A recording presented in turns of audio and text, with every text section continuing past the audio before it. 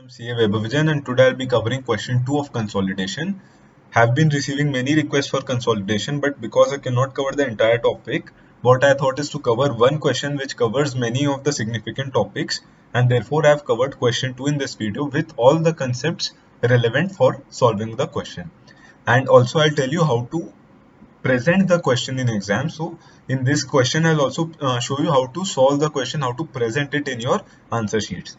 So firstly, whenever you get a consolidation question, leave the first page for the balance sheet PL, leave the second and third page for your notes on accounts, and start working from your fourth page.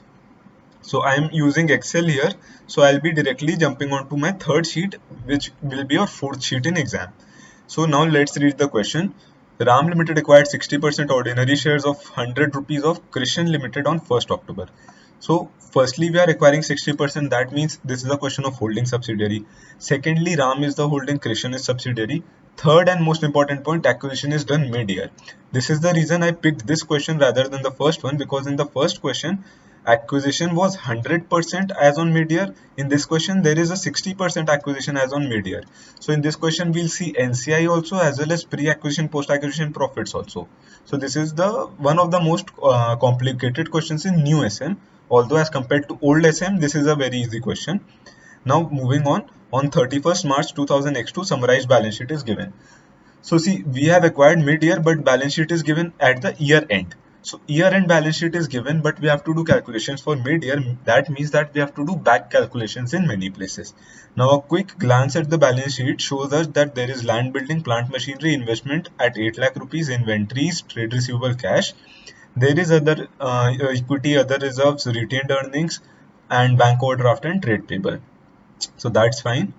Now the question further says that retained earnings of Krishan Limited showed a credit balance of 60,000 on 1st April 2000 X1, out of which dividend of 10% was paid on 1st November, and Ram Limited had credited the dividend received to retained earnings.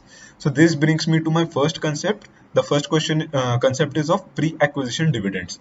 So what Ind AS says is that whenever there is a case of pre-acquisition dividend, firstly, what is pre-acquisition dividend? So see, acquisition is done on 1st October 2000 X1. So any dividend which is paid post the acquisition date is post-acquisition dividend, and any dividend which is paid before the acquisition date is pre-acquisition dividend in simple terms. Now in this question you will wonder that because it is paid on 1st November and acquisition is done before it, then why am I terming it as pre-acquisition dividend? So because in this question the dividend is paid near to the balance sheet date, we generally assume in industry standards as well as per Ind AS that it is pre-acquisition itself, because we'll have to otherwise make a minor adjustment of 1 month only, which is too much work and too less result. Therefore it is not a material thing. So in that case we are considering the entire dividend as pre-acquisition itself. So the 10% of 4 lakh, that is the entire 40,000 rupees of dividend paid, is pre-acquisition dividend. Now Ind AS further says that whenever there is a pre-acquisition dividend, you will not show it as a part of your profit and loss, but you will adjust it in your cost of control, that is in your goodwill or gain on bargain purchase from the holding company's perspective. So in this question, Krishan Limited paid a dividend which is a pre-acquisition dividend for the Ram Limited, and therefore Ram Limited had to adjust it in its goodwill or gain on bargain purchase rather than crediting it to its retained earnings. Therefore we'll have to remove the dividend from the retained earning and treat it under our cost of control, or which is also known as goodwill or gain on bargain purchase. Also, this dividend will affect our calculation of non-controlling interest, because the dividend attributable to the non-controlling interest will directly be subtracted from their value rather than being separately showed under the balance sheet. So this is the concept behind pre-acquisition dividend, and I'll directly jump on to calculating the acquisition profits. So in this case, I'll calculate what is known as our retained earnings for the year. So I'll use RE. So RE for the year is being calculated here. So see, we have closing RE in the question. Closing RE is given at 1,64,000. From that, what we'll do is we'll subtract our net opening RE. How to calculate net opening RE? So net opening RE is nothing but our opening RE less our pre-acquisition dividend. So our opening RE is given at 60,000 rupees. From that we'll subtract our pre-acquisition dividend. So pre-acquisition dividend is 10% of 4 lakh, that means it is 40,000 rupees. So we'll get our net opening RE at 20,000 rupees.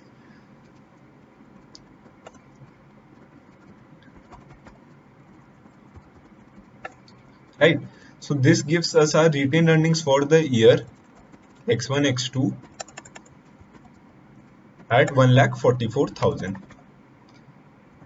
So this is the first working note which I made.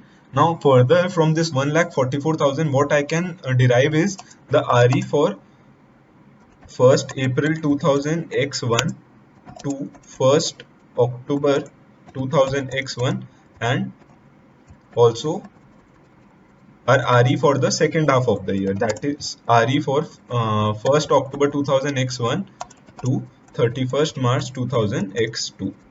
These two can also be arrived because acquisition has been done mid of the year, that is on 1st October. That means we have to do a 50-50%. So this 1,44,000 will be divided into 6 by 12 will be done, and again into 6 by 12 will be done for the second half of the year. This gives us our first half RE as 72,000 and second half RE as 72,000. This is nothing but our pre-acquisition part, and this is nothing but our post-acquisition part. So this, I hope this working is clear. Now I'll move on to reading further part of the question. So next it says that the fair value of plant and machinery as on 1st October, that is as on acquisition date, was 4 lakh rupees and depreciation is 10%. That means we'll have to do revaluation of plant and machinery, which will form our second working note. So in the question we have the closing plant and machinery, not the opening one, because the balance sheet is closing date. So plant and machinery closing date was 2,70,000 rupees, and we'll have to add back our depreciation at 10% to arrive at opening plant and machinery value. That means 2,70,000 is nothing but 90% value. That means the opening value can be derived by dividing by 90%. So 3 lakh is our opening value of plant and machinery. That means value as on 1st April 2000 X1. Now we'll have to do revaluation as on mid of the year 1st October. That means we need the value of plant and machinery as on 1st October 2000 X1. So out of 3 lakh, we'll have to subtract the depreciation for half year. That means if 10% is for 1 annum, we'll have to subtract depreciation at 5%. So I'll do into 0.95. So 2,85,000 is our value of plant and machinery mid of the year. Whereas the fair value as on mid date, that is 1st October 2000 X1, is given in the question as 4 lakh rupees. This means we can get a revaluation amount or revaluation reserve amount at 4 lakh minus 2,85,000, that is 1,15,000 rupees. So this is the revaluation part in this thing. But also I can derive another thing for our understanding purpose. See, originally the depreciation for mid-year, that is for 1st October to 31st March 2000 X2, the depreciation we had earlier charge was 3 lakh into 5%, that is 15,000. But the revised depreciation or the actual depreciation after revaluation to be charged is 4 lakh into 5%, that is 20,000 rupees. So additional depreciation we can calculate as 20,000 minus 15,000, that is 5,000 rupees of additional depreciation has to be charged for the second half of the year. See, first half we cannot charge additional depreciation because revaluation is done mid of the year. So additional depreciation is charged only for second half of the year. Now I'll read on further. Following are the increases on comparison of fair value as per respective index with book value as on 1st October. So these are increases and not the increased value. That means these are all the revaluation amounts, not the revalued amounts, right? So we can move on to our third working, which is revaluation reserve. So under revaluation reserve, we'll get land and building revaluation reserve 2 lakh rupees, inventories to be revalued by 30,000 rupees, trade payables to be revalued by 20,000 rupees, but because it is a credit amount or a liability amount, I've used a negative sign there. And one more revaluation we have is of plant and machinery, which we calculated above at 1,15,000. So this gives us a total revaluation reserve amount of 3,25,000 rupees. So see, these were the basic workings. These workings I could arrive at even before reading the question fully. While reading the question, I made these workings, so you have to be that fast. Now, moving on to the question, it may be assumed that inventory is still unsold on balance sheet date and trade payables are not yet settled. I think this point is given so that we should not be bothered about unrealized profits. And second point says that also assume that other reserves as on 31st March 2000 X2 are same as on 1st April 2000 X1. That means that the other reserves of 6 lakh and 2 lakh are same in the opening date as well as the closing date. So now I'll move on to my next working. So next working should be of calculation of goodwill. So let's try that. So till now we had used working note number 3, sheet 3, sheet 4. So we had used working note number 3. Now I'm using working note number 4 as cost of control. You can also call it goodwill or gain on bargain purchase. Under accounting standards, we used to use the term capital reserve, but under Ind AS, we use gain on bargain purchase, which is then classified under capital reserve, which is further classified under other equity. So under other equity, we'll have here only capital reserve. But when you see the SO key, that is statement of changes in equity, under capital reserve, you'll find a term known as gain on bargain purchase, which is nothing but cost of control. So now how to calculate the cost of control? Firstly, we'll need what is the investment amount in the subsidiary. So investment we have made of 8 lakh rupees.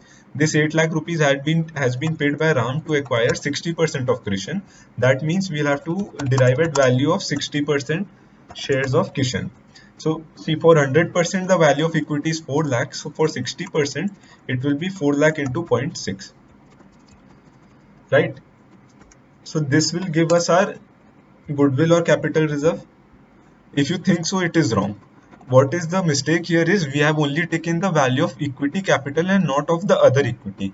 See, whenever you are paying any company for acquisition, you pay for both these things, equity capital as well as other equity, because these total of these things comprise of our equity or the shareholders fund.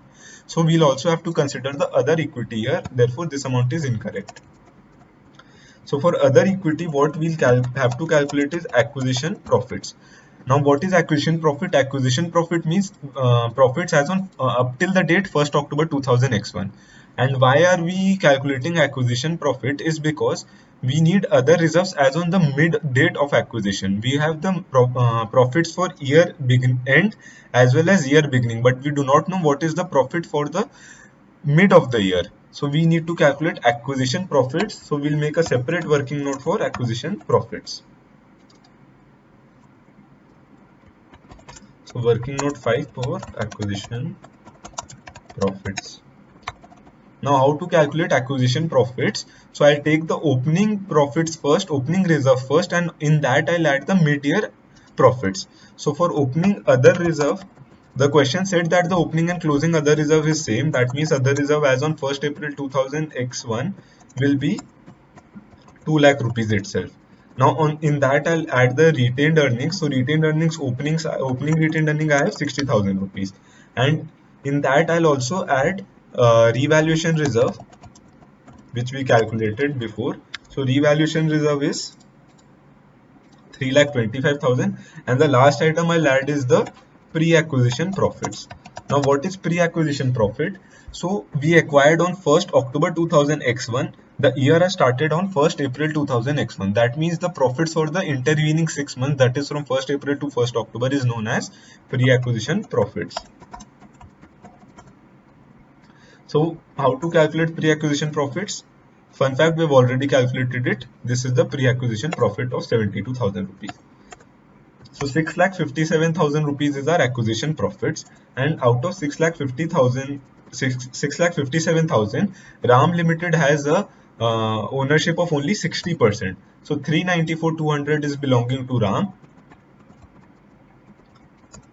You can also show it here like Ram's share and non-controlling interest or your minority interest share.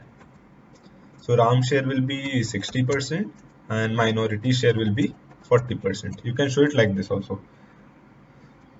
So this gives us our goodwill at 165,800. So this goodwill will be presented under our asset size as an intangible asset. This is goodwill on acquisition of Krishan Limited by Ram Limited. So this is one working note. Now I'll move on to the next part of the working note, which is our calculation of NCI, the non-controlling interest, which under accounting standards was known as minority interest, but under Ind AS you have to use the term of non-controlling interest, right? So how to calculate non-controlling interest? Again, it is simple.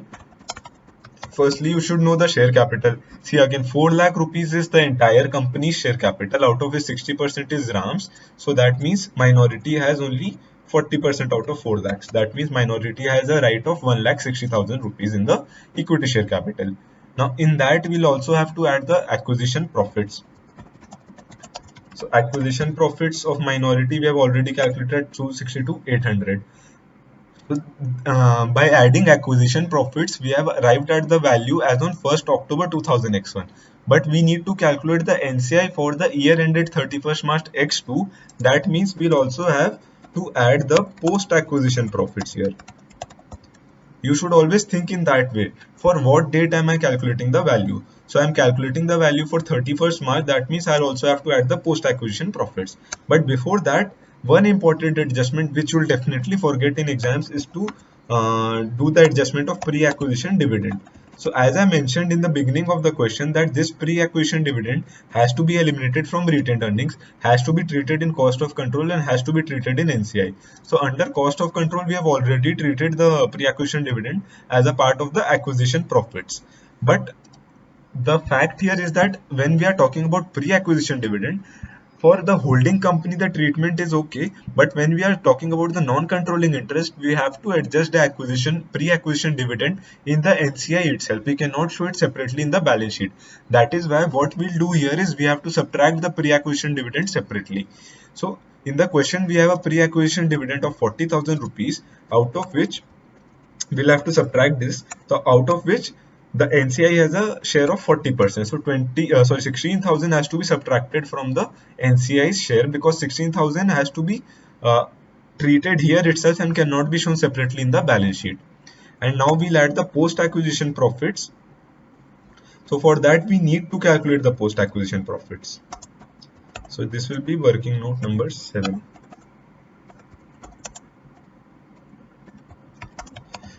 Post acquisition profits. Okay. Post acquisition retained earnings we have already calculated at 72,000.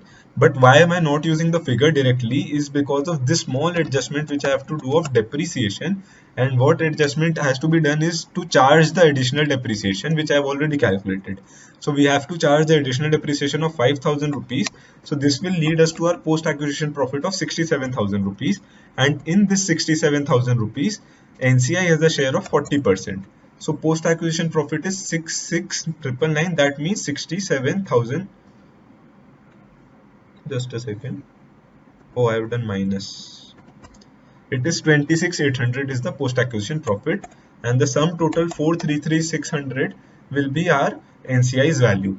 Now, if you did not understand the depreciation part, see what we had done is we had calculated the figures and we had done the revaluation as on mid of the year, 1st October. But for the second half of the year, we had charged depreciation on 3 lakh rupees, whereas we had to charge depreciation on the revalued amount, that is 4 lakh rupees. So we had to charge additional depreciation on 1 lakh rupees, difference between 3 and 4 lakhs. So for 1 lakhs, we had to charge depreciation at the 10% for the year, but because we have to calculate only for half year, we have to charge depreciation on 1 lakh for half a year. That means 5% of 1 lakh, that is 5,000 rupees. This is one way, or you can do it in the way I've calculated in the question here. That means by calculating the difference of both the depreciation amounts. So we get 5,000 rupees of depreciation, and this leads us to our post acquisition profit of 67,000, out of which 40,000 is the NCI share. Again, you can do this part here. There is no issue in that. Right? So this is the RAM share in post acquisition profits, and this is NCI share in post acquisition profits. So this leads me to moving on to the next working note, which is calculation of consolidated P&L. Again, this is a easy calculation. See, firstly we'll take the PL of holding company, that is RAM, which is PL means the retained earnings, which is 114,400. In that we'll add the post acquisition profits, which we have already calculated, which we'll add the holding company share only, that is RAM share 4,200. And another important adjustment which you'll again forget is of pre-acquisition dividend. So I've said that in the beginning of the question itself that the retained earnings, the pre-acquisition dividend has to be adjusted for NCI, as well as it has to be eliminated from the retained earnings. So this is the elimination part where we are doing what? In the total pre-acquisition dividend of 40,000, we'll subtract our share of 60%, that is 24,000 rupees. So we have eliminated the pre-acquisition dividend from our profits, we have eliminated it from the NCI, and we have already treated it under our cost of control. So all in all, we have completed with this thing the treatment of pre-acquisition dividends. So this gives us a total consolidated net profit at 130,600, and I think this completes around about most of our workings. Now let's try and prepare the balance sheet. Balance sheet of RAM Limited. Now you have to pay attention to the presentation also. So under consolidated balance sheet of RAM Limited as on 31st March 2000 X2,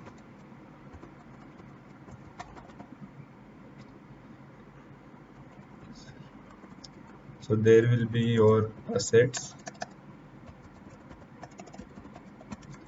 and this will be, let this be your amount. So under assets, first you will have non-current assets.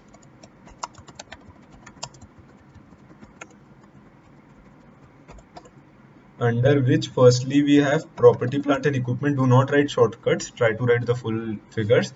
So property, plant and equipment, we'll have to calculate the total figure. So we'll have to make a separate notes on accounts. So let this be note on account 1. Here you can, now this is why I had asked you to leave spaces. Now this is your notes on accounts. First notes on accounts is your property, plant and equipment, under which you will have your land and building, you will have your plant and machinery. So land and building, under land and building you will have RAM 3 lakh rupees, and you will have Krishan. Krishan had 360, but we had revalued it by plus 2 lakhs. So this means Krishan has 5,60,000. So this gives you a total of 860 for land and building. Now for plant and machinery, again these two parties will come. For RAM we have plant and machinery at 4,80,000, in which we had done no changes. For Krishan, 2,70,000 cannot be taken. We'll have to take the revalued figure post depreciation. So it has not been calculated, but I'll calculate it. See, we have value on 1st October 2000 X1 at 4 lakh rupees after revaluation. From that we'll subtract the depreciation for half year, that is 20,000 rupees. So this will give us our value of plant and machinery at 3,80,000 rupees. So I'll link this figure so that when you refer this sheet you will be able to know.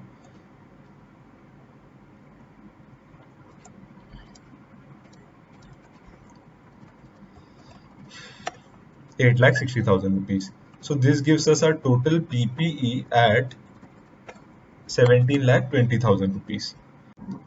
So I'll again link the amount so that you can refer it easily. Now I'll make the second item here, which is our goodwill. So goodwill we have already calculated. Where is it? Yeah. So we have already calculated goodwill here. Now second item here will be seen in the balance sheet of the question. We covered this part in the answer, but now investment is eliminated with the equity capital because we have already shown goodwill. So this investment will not come in our final balance sheet. So second will come on to the inventory. So here we'll have the heading of current assets. So under current assets, first we'll have inventories, and second we'll have financial assets. Under financial assets we'll have, let this be A and B, this B1, we'll have trade receivables and cash equivalents. So for inventories, give a separate notes on accounts and then prepare a note just like I did for PPE. Not doing because to save time. So inventories we have 119,600 plus 80,000 plus again you will forget it. So I'm telling you there is a revaluation of 30,000 rupees. So 30,000 revaluation. So this is 229,600. And similarly for trade receivables and cash, you have to prepare notes on accounts. Trade receivable will be 119,600 plus 80,000. Just a second. 2,40,000 plus 72,800. Right. And then cash will be 29,000 plus 16,000. So this will lead me to my total of asset side. Okay, it is not that easy to prepare a consolidation question in Excel. I like to solve it in pen and paper itself. Now we'll move on to the second head, which is equity and liabilities. So under equity and liabilities, first you'll have your equity, under which you'll have your equity capital and you'll have your other equity. Right, so equity capital, do not by mistake include this 4 lakh rupees because this 4 lakh has been adjusted with your investments and NCI. So under equity capital you will only have 10 lakh rupees, which is of the 10 lakh rupees, which is only of the holding company, that is RAM, for which we are preparing the consolidated balance sheet. Now under other equity you will have your other reserves. Actually do not show it here, you have to make a separate notes on accounts. So this will be your fifth one. I'll make this one other equity.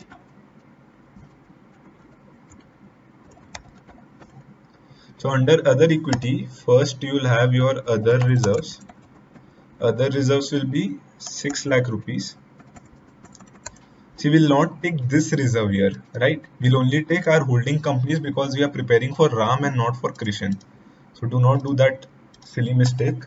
And next we'll have our retained earnings. So retained earnings we had already calculated as the post profit of 130,600.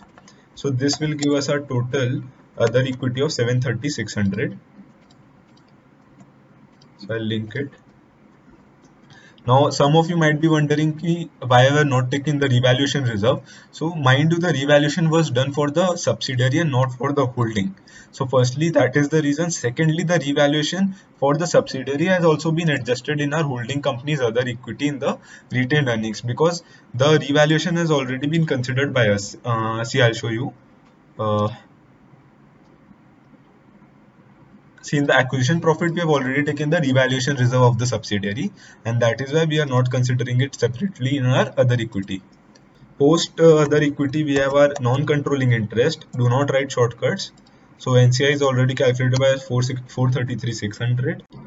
So post this, we'll have our, there is no non-current liability. So we'll have our current liabilities, under which we'll have financial liabilities, under which we'll have trade payables, and bank overdraft is not written in the balance sheet. In the face of balance sheet, we write short-term borrowings in the face of the balance sheet. So for trade payables, we have 94,200 plus 34,800, and there is a revaluation 20,000. Now some of you might mistakenly subtract that 20,000, but the fact is you have to add it because trade receivable has increased. The subtraction here was done because we were talking in the asset side perspective. So if the assets have been plus, so the liability was done minus here. But here you have to add 20,000 because trade payables have increased by 20,000.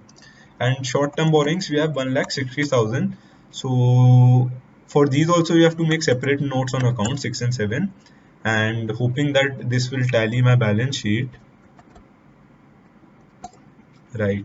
So this completes my question here.